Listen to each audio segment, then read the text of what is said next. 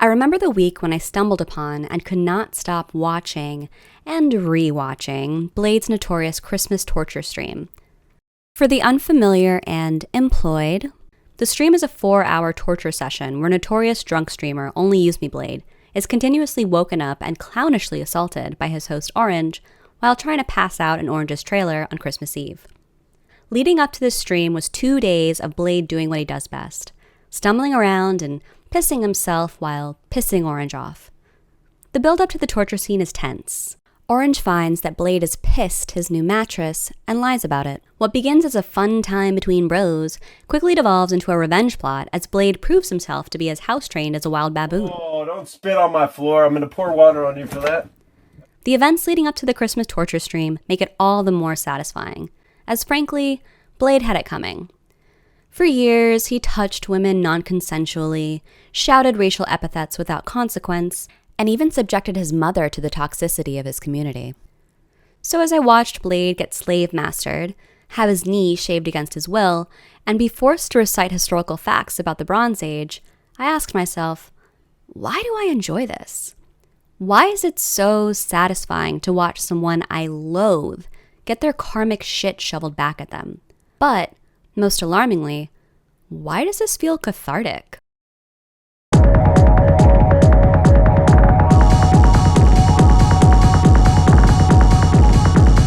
Schadenfraude is a German term which describes the pleasure or joy derived from another's misery.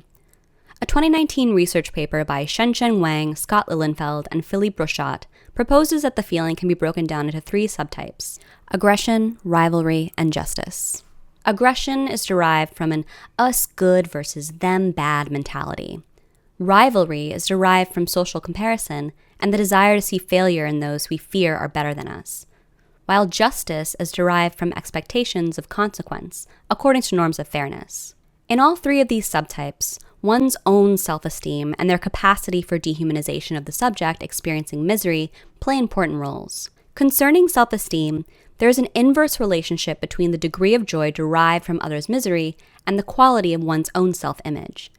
Meaning, the poorer one's self-image is compared to another, the more susceptible they are to reveling in schadenfreude when that other is harmed. Conversely, those with high self-esteem are less likely to experience schadenfreude intensely, as their esteem is less dependent on how they compare themselves to others. However, it has also been posited that schadenfreude can be experienced by people who don't necessarily have low self-esteem, but are visited by a transient relief that they themselves are not the target of the harm.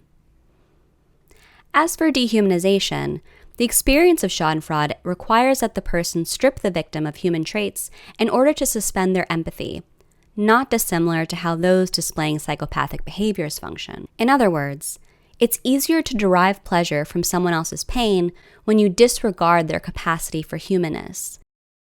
This could be due to their race, class, sex, or their documented affinity for pissing on motel room floors. Yeah, I'm peeing on the floor, dude.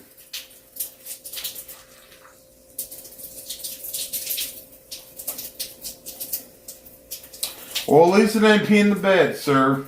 This is a urine sample person.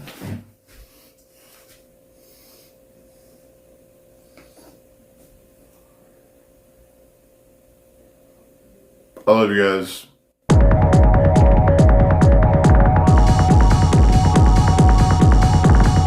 Concerning Blade, I think the rivalry and justice flavors of Schadenfreude are most relevant. I want to see him get his ass handed to him because I watched him be so shitty, and I crave when shitty behavior is met with equally shitty consequence. But, admittedly, his actions also trigger unresolved guilt in myself for my own behavior. As a recovering alcoholic myself, when I look back at the last 10 years of my life, all I can see is loss. My friends, my youth, my cognition, relationships with family members, including my own mother who passed away before I could make amends. And on some level, it angers me that he made a career off of being drunk and shitty while all I have are the stories of my mistakes.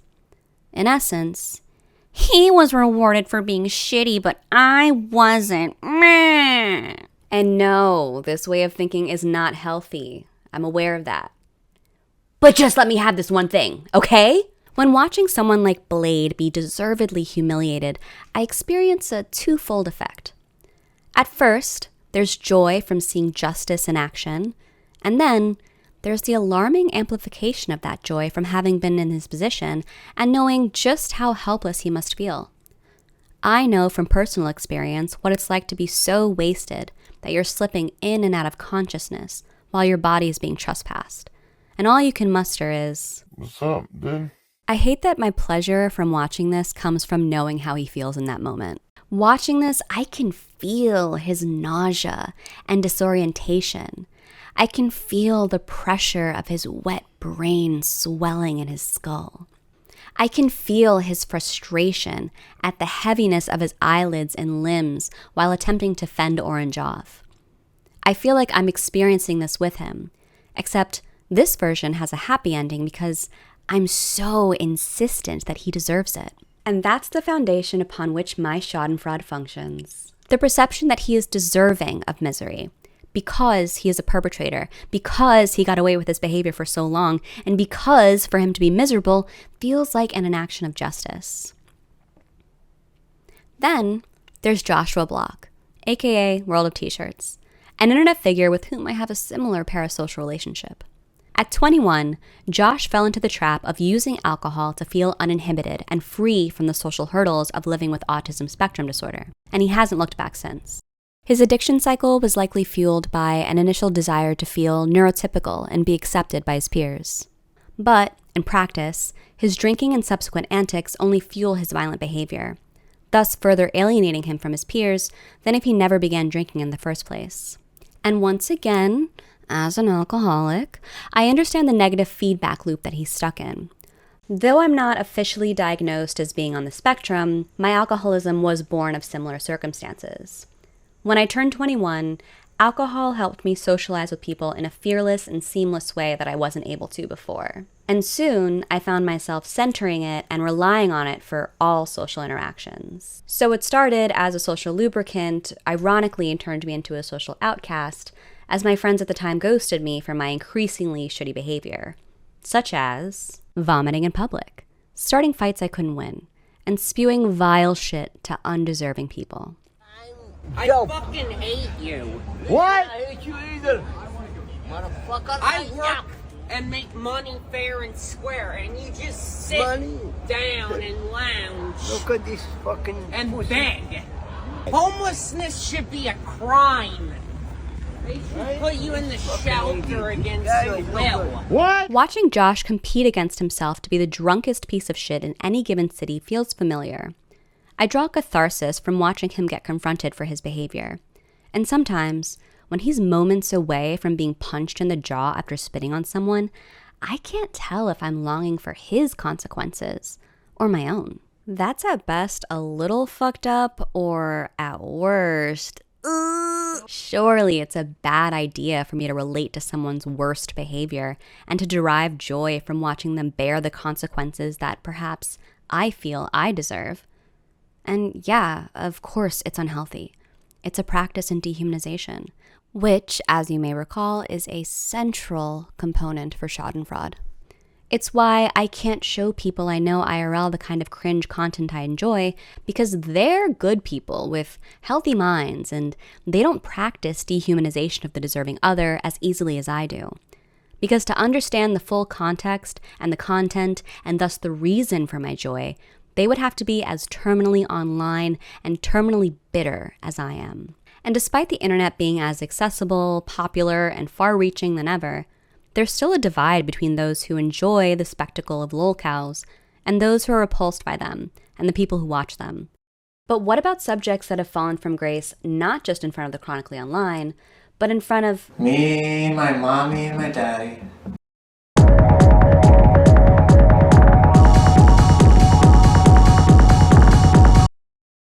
As a teenager in the 2000s, I remember how nasty and mean-spirited pop culture was. I can't get the cat off! Our Gen X parents may deny it, but between the exploitative nature of early reality TV to the ruthlessness of celebrity tabloids, She's got track marks all over her arm. the 2000s were a shitty time to be in the public eye. The way you dress and stuff, I don't think you're aware that you're a heavy-set woman. That's what I said. I know I'm a big woman, so what? So I was guessing your weight. And I was going to say to you today, can you please get on the scale and then we'll have an over-under. That's all. Because most people got their news and entertainment from the same few TV channels instead of hyper-personalized algorithms, it was hard to miss when someone went viral. For example, even if you weren't one to watch MTV and missed Britney Spears' 2007 VMAs performance live, you still got to hear about it during the Monday morning news and from everyone else around you at school or work, including their stale, unnecessary opinions. Like, this was considered fat in the 2000s, and the ugliest, talentless, and most out-of-shape people had the audacity to criticize her. Incredible. In essence, there was a shared cultural context that made referring to current events or popular people relatively simple. You didn't have to explain why you thought Bush Jr. was dumb or why Tom Cruise was crazy, the way that I now have to explain why Blade or Josh Block are alcoholic racists and my feelings of Schadenfraude when watching their content are actually very understandable. Of all the shows littering the early reality TV landscape, TV which capitalized on the humiliation of its participants, one of the most notorious examples is To Catch a Predator. The concept of the show has gone through many iterations, and what began in 2004 as a regular segment on Dateline NBC titled Dangerous Web quickly transitioned into its own show with countless Schadenfraude classics, and today, the original show's host, Chris Hansen, continues to run his own version, which, while lacking the polish of network TV, still delivers incredible moments. Memes aside, the legacy and influence of To Catch a Predator can't be overstated. A more tame show of the same exploitative genre, ABC's What Would You Do, was an attempt to capitalize off of similar emotions, presenting viewers with clear villains that triggered feelings of schadenfreudic justice, whether unwitting participants scolded the villains or enabled their bad behavior, at which point that pleasure and humiliation shifted to the participant who failed the social test. And before the proliferation of To Catch a Predator copycat channels on YouTube, there were channels that conducted social experiments, attempting to trigger those same feelings of Schadenfreude in viewers against the unwitting subjects of these highly scientific experiments.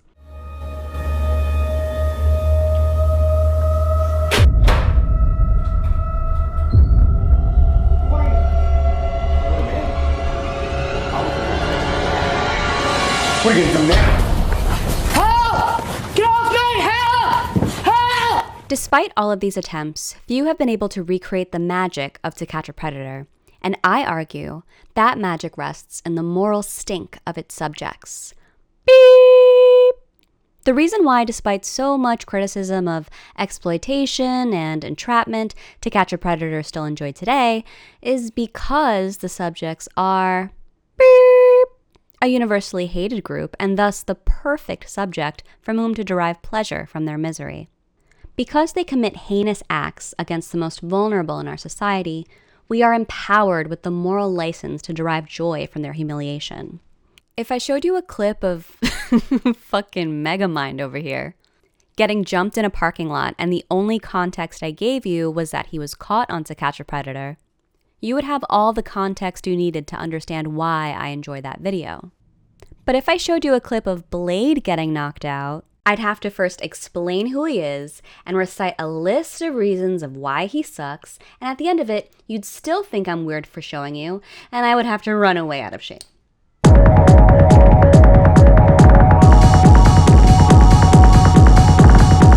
Now, for those of you who lack critical thinking, I am not accusing Blade or Josh of being or being on par with though, to be honest, both of them have committed crimes on stream against women, and this clip of Josh Block, well, I don't exactly look at him like the perpetual victim he purports to be.